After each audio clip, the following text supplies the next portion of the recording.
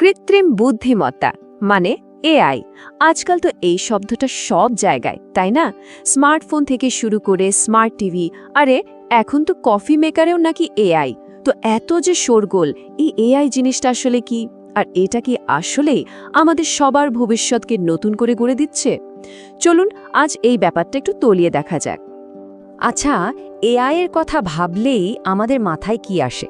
ওই যে টার্মিনেটরের মতো ভয়ঙ্কর সব রোবট যারা পুরো পৃথিবী দখল করে ফেলছে। তো প্রশ্নটা হচ্ছে, এসব কি শুধুই সিনেমার গল্প, নাকি আমাদের আজকের দিনের বাস্তবতায়ও এর ছোঁয়া লেগেছে? এই প্রশ্নটা নিয়েই আজ আমরা কথা বলবো। তো চলুন আর ভূমিকা না করে একদম মূল কথায় আসা যাক। এতক্ষণ ধরে যে এআই এআই করছি, জিনিসটা আসলে কি? আসুন একদম সহজ ভাষায় ব্যাপারটা একটু বোঝার চেষ্টা করি। দেখুন, সংজ্ঞাটা হয়তো একটু কঠিন লাগতে পারে, কিন্তু ব্যাপারটা বেশ সোজা। এআই মানে হলো সোজা কথায় মেশিনকে মানুষের মতো করে ভাবতে শেখানোর একটা কৌশল। আমরা যেমন কোনো কিছু শিখি, যুক্তি দিয়ে সমস্যার সমাধান করি, বা ধরুন একটা মুখ দেখেই চিনে ফেলি, ঠিক এই ক্ষমতাগুলোই একটা কম্পিউটার বা মেশিনকে দেওয়ার চেষ্টা করা হচ্ছে। এটাই হলো আর্টিফিশিয়াল ইন্টেলিজেন্স। এই উদাহরণটা কিন্তু দারুণ, তাই না? একবার ভাবুন তো, একটা ছোট বাচ্চাকে আমরা কিভাবে একটা বিড়াল চেনাই? আমরা কি ওকে বই খুলে বিড়ালের সংজ্ঞা মুখস্থ করাই? একদমই না। আমরা ওকে হয়তো শোখানেক বিড়ালের ছবি দেখাই, নানা রকম বিড়াল। একটা সময় কি হয়, ও নিজে থেকেই কিন্তু বুঝে যায় কোনটা বিড়াল। মেশিন লার্নিং, যা এআই এর একটা বড় অংশ, ঠিক এইভাবেই কাজ করে।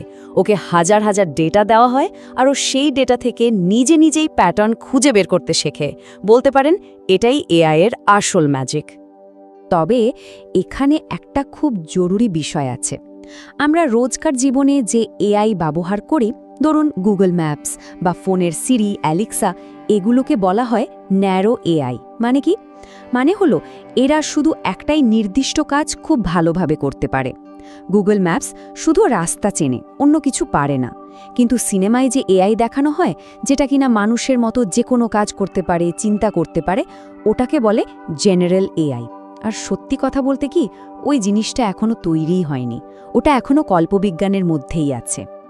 তাহলে এই যে ন্যারো এআই এর কথা বললাম, এটা ঠিক কোথায় কোথায় আমাদের জীবনকে ছুঁয়ে যাচ্ছে? চলুন এমন কয়েকটা উদাহরণ দেখে নেওয়া যাক, যা আমরা হয়তো রোজই ব্যবহার করছি, কিন্তু টেরই পাচ্ছি না যে এর পেছনে এআই আছে। প্রথমেই আসি হেলথ কেয়ার বা স্বাস্থ্যসেবার কথায়। এখানে তো এআই বলতে গেলে একটা বিপ্লব ঘটিয়ে দিয়েছে। যেমন ধরুন ক্যান্সার ডায়াগনোসিস। একটা এআই সিস্টেম হাজার হাজার মেডিকেল স্ক্যান, মানে ধরুন এক্স-রে বা এমআরআই বিশ্লেষণ করে এমন সব সূক্ষ্ম জিনিস খুঁজে বের করতে পারে, যা হয়তো একজন সেরা ডাক্তারেরও চোখ এড়িয়ে যেতে পারে। ভাবুন তো, এর ফলে একদম প্রাথমিক পর্যায়ে রোগ ধরা পড়ছে, আর বহু মানুষের জীবন বাঁচানো সম্ভব হচ্ছে। আচ্ছা, একটা কম্পিউটার কি কখনো শিল্পী হতে পারে, ছবি আঁকতে পারে বা গান তৈরি করতে পারে? কিছুদিন আগেও এই প্রশ্নটা করলে সবাই হয়তো হাসত। কিন্তু এখন এআই দিয়ে এমন সব ছবি আঁকা হচ্ছে, এমন সব মিউজিক তৈরি হচ্ছে, যা দেখলে অবাক হয়ে যেতে হয়। তবে এর মানে এই না যে শিল্পীদের দিন শেষ, বরং এটা শিল্পীদের হাতে একটা নতুন অবিশ্বাস্য শক্তিশালী টুল তুলে দিচ্ছে, যেখানে মানুষের কল্পনা আর মেশিনের ক্ষমতা একসঙ্গে মিলেমিশে দারুণ কিছু তৈরি করছে। আর এই উদাহরণটা তো আমাদের সবার খুব পরিচিত। বাড়ি থেকে বের হওয়ার আগে আমরা যে অ্যাপে দেখে নিই রাস্তায় জ্যাম আছে কিনা। হ্যাঁ, আমি গুগল ম্যাপসের কথাই বলছি। এর পেছনেও কিন্তু কাজ করছে এআই। এটা প্রতি সেকেন্ডে হাজার হাজার গাড়ি থেকে পাওয়া তথ্য আর রাস্তার অবস্থা বিশ্লেষণ করে আমাদের জন্য সবচেয়ে সহজ আর দ্রুত রাস্তাটা খুঁজে বের করে দেয়। ব্যাপারটা খুব সাধারণ মনে হলেও এর পেছনে প্রযুক্তিটা কিন্তু অসাধারণ, তাই না? তো এতক্ষণ আমরা দেখলাম এআই আমাদের জীবনকে কতটা সহজ করে দিচ্ছে, কিন্তু যে কোনো বড় প্রযুক্তিরই তো একটা মুদ্রার ওপিঠও থাকে, তাই না? চলুন এবার এআই সুবিধাগুলোর পাশাপাশি এর চ্যালেঞ্জগুলোও একটু দেখে নিই। এই টেবিলটা দেখুন, পুরো ব্যাপারটা এক নজরে পরিষ্কার হয়ে যাবে। একদিকে যেমন এআই আমাদের কাজের দক্ষতাকে নিয়ে গেছে অন্য মাত্রায়, অসম্ভব সব জটিল সমস্যার সমাধান করছে, তেমনি অন্যদিকে কিছু বড় প্রশ্নও উঠে আসছে। যেমন অটোমেশন বা স্বয়ংক্রিয় ব্যবস্থা বাড়লে আমাদের চাকরির বাজারটার কি হবে? আবার ধরুন আমাদের ব্যক্তিগত ডেটা ব্যবহার করে যে সব কিছু আমাদের পছন্দ মতো সাজিয়ে দেওয়া হচ্ছে সেখানে আমাদের গোপনীয়তা কতটা সুরক্ষিত? আসলে এই সুবিধা আর চ্যালেঞ্জের মধ্যে একটা সঠিক ভারসাম্য খুঁজে বের করাটাই এখন সবচেয়ে বড় কাজ। আমাদের আলোচনা প্রায় শেষ পর্যায়ে। তো এত কিছুর পর স্বাভাবিকভাবেই প্রশ্ন আসে, তাহলে ভবিষ্যৎটা ঠিক কোন দিকে যাচ্ছে? আমাদের সামনে এগোনোর পথটা কি হওয়া উচিত? দেখুন, এআইয়ের ভবিষ্যৎ কিন্তু আকাশ থেকে পড়বে না।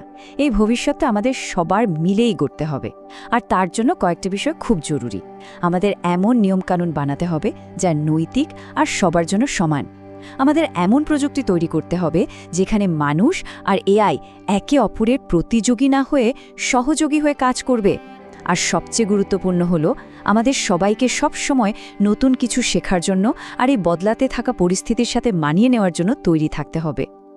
তো শেষ পর্যন্ত প্রশ্নটা কিন্তু একটাই, এই প্রযুক্তি কি আমাদের নিয়ন্ত্রণে থাকবে নাকি আমরাই এর নিয়ন্ত্রণে চলে যাব? এই বিরাট প্রশ্নের উত্তরটা কিন্তু আগে থেকে কোথাও লেখা নেই। এর উত্তরটা লেখা হবে আমাদের সবার নেওয়ার সিদ্ধান্ত আর কাজের মধ্যে দিয়ে। ব্যাপারটা আসলেই ভাবনার, তাই না?